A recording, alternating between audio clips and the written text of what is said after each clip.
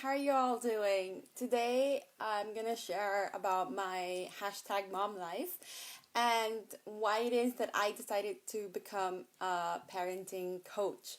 So, if this is the first time that you're listening, welcome. I am Denise. I am a mom of two kids. The older one is turning 4 tomorrow, and I'm also a parenting coach based in Madrid. So ever since Madrid has closed the schools, I've been going live every day just to share my experience and some tips to make this a little bit easier, or if not easier, at least more like you're not alone for everyone else who's going through the same thing. Um, so as I said, tomorrow is my daughter's birthday. She's turning 4. And so I thought it would be nice just to go on and just kind of share my experience of how these past 4 years have been as a mom, right? So 4 years. It's one of those things, I don't know, those who have older kids. Oh, that reminds me. I wanted to ask for all of you who are watching, when is your mom-versary, right? When did you become a mom? And maybe for you, you became a mom when you became pregnant. Maybe you became a mom when you gave birth to your first child. If you adopted, maybe, there was another time. So when for you did you become a mom, and when did that, what day was that? So for me, I think I really became a mom when I held my daughter. Feeling her inside was just not the same. And I really remember very clearly the first time that I held her and being like, what the do I do now? In fact, we actually have a picture. My husband was able to take that wonderful moment. So we have a picture of me with that expression like, oh shoot, now what? So if you have felt the same way, at least now you know you are not alone. Not everyone has that feeling of like absolute love when they first carry their child. Mine was a bit of panic. So that was the first few seconds of my mom life. But even before that, while I was preparing for her birth, I was also thinking about what type of parent did I want to be. I studied psychology, so I've always had an interest in the human brain and interpersonal relationships and how they work. And I remember when I was studying, there were all these studies of like, if you're familiar, there was like the marshmallow test and all these other things. So I actually read a book that a friend had recommended. I think it's called Brain Rules for Baby. I was reading that even while I was pregnant, just to kind of prepare myself for the type of parent that I wanted to be. And I think between wanting to parent kind of based on research and at the same time very clearly wanting water birth, that led me to the parenting style that I have today. And so basically, maybe you're wondering, okay, what is that style? Like, how would I describe my parenting style? So my parenting style is more, I would say, relationship-centered parenting, where the focus really isn't on me, it isn't on my child, it's on both of us. So next week one of the topics I'll be going live about is to talk more about what exactly is, for me, relationship focused parenting. But that's how I would describe my parenting style. And it has a lot of influence from, if those of you who are familiar with RI, which is what's it stand for? RI, some resources for infant educators, which is a term coined by Magda Gerber, who is the mentor of Janet Lansbury. A lot of my influence also comes from hand-in-hand parenting, and of course, my parenting consultant and her podcast, Your Parenting Mojo. So that's really what is like the basis of my parenting. But I think regardless of what your parenting style is, we all have similar experiences. And I think one experience that I really felt the first 3 months were fine. I think it was after the first 3 months, I felt the sense of loneliness. I think it was like a mix of, it was summer in Madrid. We used to have like I used to have like a weekly parenting group that I would meet, but it was summer in Madrid, so everyone had left, and when summer ended, most of the people went back to work, so I didn't have that sense of support, that just sense of community that I had in the beginning, so I really did feel this loneliness, because it was also like my friends didn't have kids, or when the friends who did have kids didn't seem to have the same experience I was having. It was all very parenting is wonderful, yeah, it sucks, but it's wonderful. And for me it was just like, yeah, but what about those days that you want to throw your baby out the window? Like, let's talk about those days. But yeah, so I felt like I was missing that. And then luckily I found it through, basically through a WhatsApp group of moms in my neighborhood. And I was really able to get that sense of support that I needed, where it was okay for us to say, I don't want to say them, but say all the terrible things and have other people be like, yeah, I feel you. I know what you're going through. That has happened to me. So it is that kind of, and a lot of people would say also, oh, some days are good, some days are bad. And for me, until now, all days are good, all days are bad. I mean, obviously bad is relative. But I think that it's hard to just generalize days, and for me it's really moments. There are moments for me which are more difficult, which require more of my patience, which sometimes I lack, I remember when my daughter was 2, I would tell her, I was like, I don't remember exactly what I would say. I remember what I would say. I would say, I'm running out of patience.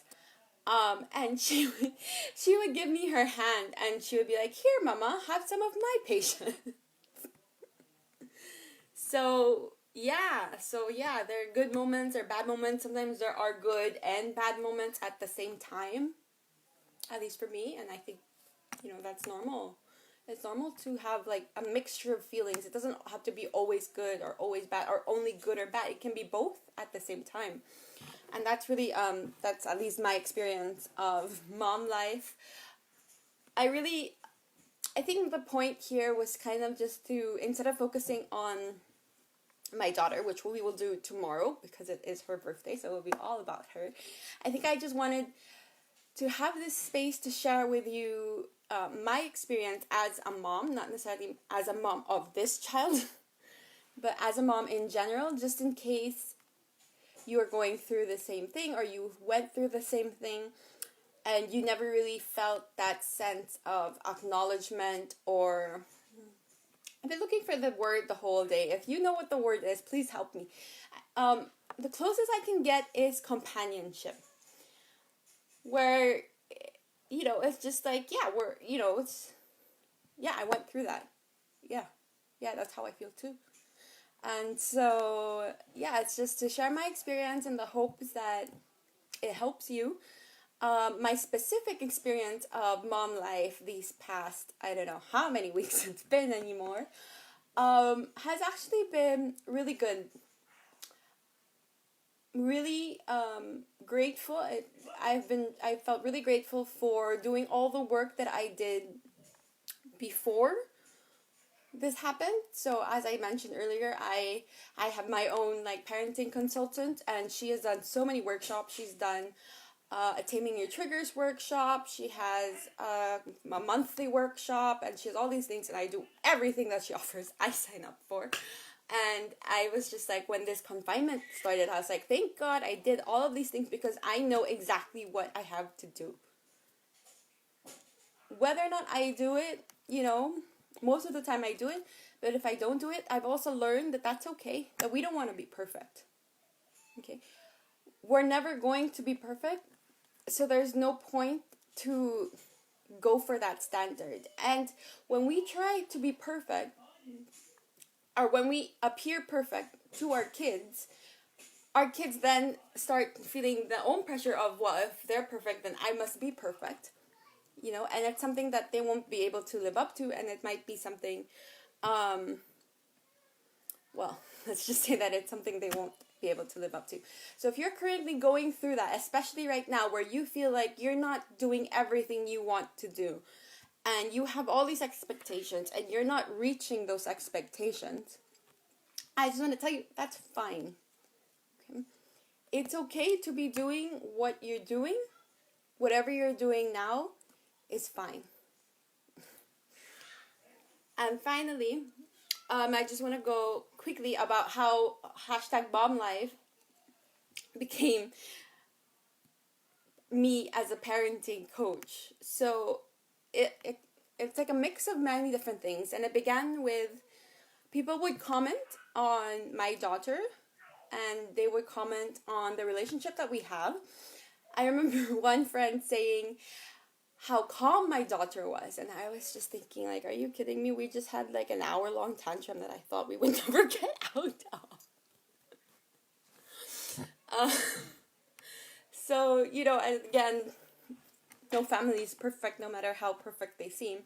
But it is true that, actually, one thing I wanted to mention before was that, anyway, it's true that my daughter and I, at least for me, like, I really feel the special relationship that we have, and I hope that, I have a son, he's younger, and I'm starting to feel that as well.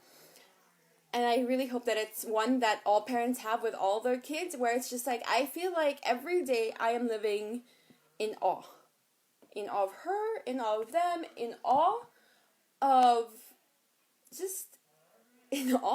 what they're able to do, of how they're learning, of how they're expressing themselves, of how they're growing, how they're developing. And it's just like, it's awe. It's awe. It's awe. It's gratefulness. And it's just a lot of awe. Sorry, I had no other word for it. Of course, again, just want to balance things out. It's a lot of awe, but there are also moments of frustration and impatience. So people would comment on my daughter, on the relationship that I have with my daughter, and what I realized was that there was a lack in all parents of this sense of support. What I noticed a lot of times was that parents would ask for advice, and people would be more than happy to give their advice, and I am in that people. Okay, I'm not putting myself apart from this. I still do it until now. I try not to, but I still do it. And what I realized was that when people ask for advice, when parents ask for advice, a lot of times they actually don't want your advice. They just want to express their thoughts and hear their thoughts so that they can then decide on what they're going to do. Because deep down, I think a lot of us know what we want to do, or we have an idea, and we just kind of need that space to kind of develop it, right? Or if not develop it, at least just feel the trust and the confidence in ourselves that we will be able to do it. Hi, George. How are you? How nice to see you. So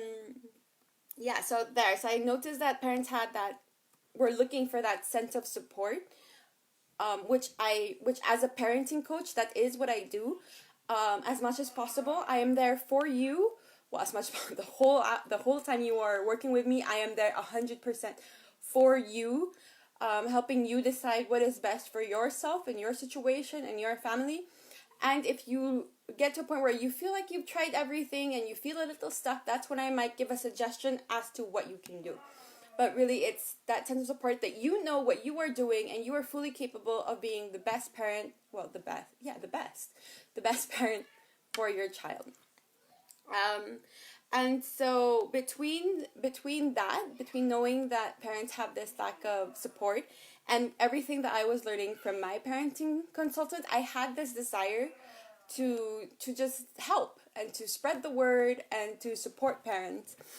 And so that is how I became a parenting coach, right? And so I want to tell you kind of like a dirty little secret about the real reason that I'm a parenting coach.